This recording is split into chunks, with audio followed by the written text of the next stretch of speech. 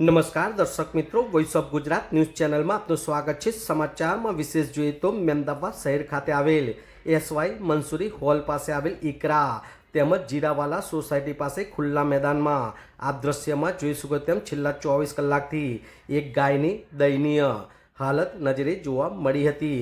સ્થાનિકોના જણાવ્યા મુજબ છેલ્લા 24 કલાકથી આ ગાય જીવન મરણ વચ્ચે ઝોલા ખાતી તેઓને નજરે જોવા મળી હતી। ત્યારે સ્થાનિકો દ્વારા તોફિકભાઈ મંસૂરીને આની જાણ કરાતા તેઓએ મીડિયા તેમજ મહેમદાવાદ નગરપાલિકા અને પશુપાલકના દવાખાના જેવી લાગતા વળગતા તંત્ર તેમજ લોકોને જાણ કરી હતી।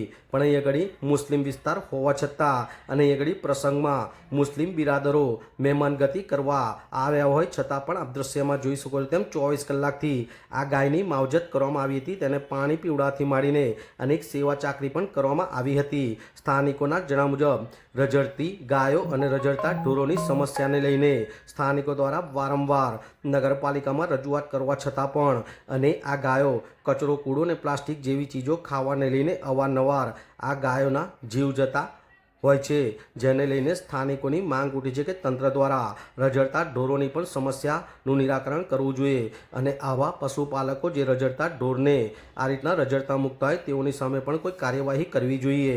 ત્યારે મહેમદાવાદ નગરપાલિકા દ્વારા જેસીબીના ડ્રાઈવર એવા બહાદુરભાઈ ઘટના સ્થળે દોડી આવ્યા હતા અને સ્થાનિકો અને બહાદુરભાઈ જેઓના જેસીબી દ્વારા આ ગાયને હાલ ઉનાળાની ગરમીમાં તાપમાંથી ઝાડ નીચે છાંયડામાં ખસેડવામાં આવી હતી। ત્યારે હવે જોવાનું રહ્યું કે 24 કલાકથી રીબાતા આ ગૌમાતાનો જીવ બચે છે કે કેમ, તેની વારે કોઈ આવે છે કે કેમ, તેની સારવાર થાય છે કે કેમ, એ તો હવે જોવાનું જ રહ્યું। વિરાંગ મહેતા, મહેમદાવાદ।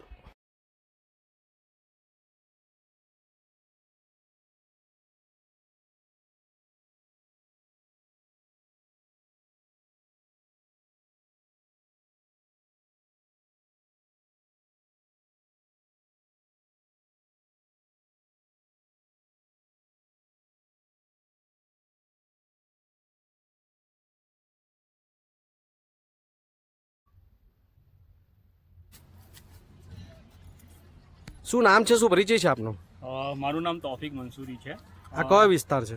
આ ઇકરા પાર્ક સોસાયટી છે। હું એક રહું છું બીજા વિસ્તારમાં, પણ સતત 2 દિવસથી એક આ ગાય એંગાડીની મરણ વચ્ચે ઝોલા ખાઈ રહી છે। તો મને એક વ્યક્તિનો ફોન આવ્યો કે તોફિકભાઈ આવો, એંગાડી કોઈ આવતું નથી અને એનું સોલ્યુશન આવતું નથી। તો એના માટે હું એંગાડી આવ્યો અને ગાયને મેં જોયું તો આ મરણ થઈ રહ્યું છે અને જીવની વચ્ચે ઝોલા ખાઈ રહ્યું છે।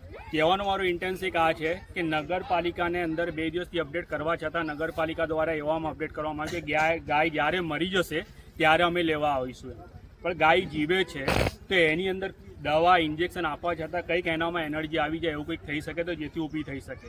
એટલે મારું ખાલી કહેવાનો ઇન્ટેન્સ છે કે જે ગાય જીવે છે ત્યાં સુધી તમારી વેલ્યુ, ભાઈ ગાય મરી જવા આવી રહી છે કોઈ બી છે, પણ નગરપાલિકાના કોઈ બી કાર્યકર્તા કોઈ બી જાતના ડૉક્ટરના દ્વારા એંગાડી સેવાના આપવામાં આવતી નથી। અમે આજુબાજુના જેટલા બી વ્યક્તિ ઊભા રહ્યા છે જાતે એંગાડી આવ્યા છે।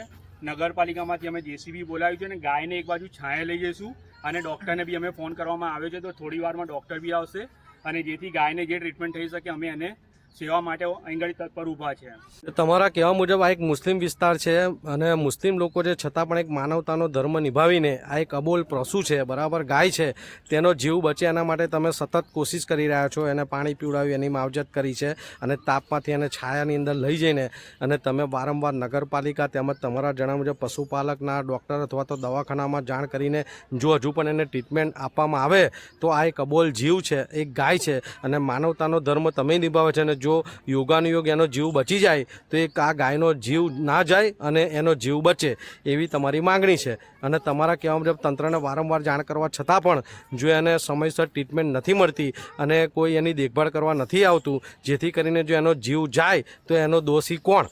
એટલે તમારી માગણી એક જ છે કે જો આવા અબોલ પશુને વારંવાર જો આવી રીતના જીવન મરણ વચ્ચે ઝોલા ખાતો બનાવ થાય તો નગરપાલિકા અથવા તો લાગતા તંત્ર દ્વારા જો એની તપાસ કરવામાં આવે, એની ચકાસણી કરવામાં આવે, એને ટ્રીટમેન્ટ આપવામાં આવે, એની દેખરેખ કરવામાં આવે તો આ જીવનો, આવા પશુનો જીવ બચી શકે, ગાયનો જીવ બચી શકે, બરાબર છે ને?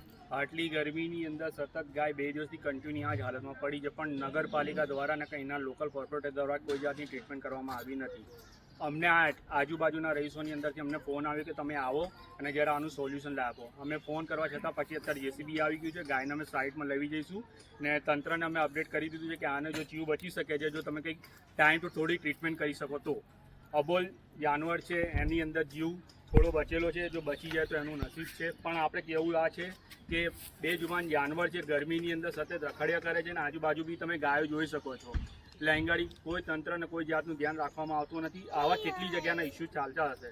રખડતી ગાયોની સમસ્યાનું પણ નિવારણ લાવવું જોઈએ. જી હા.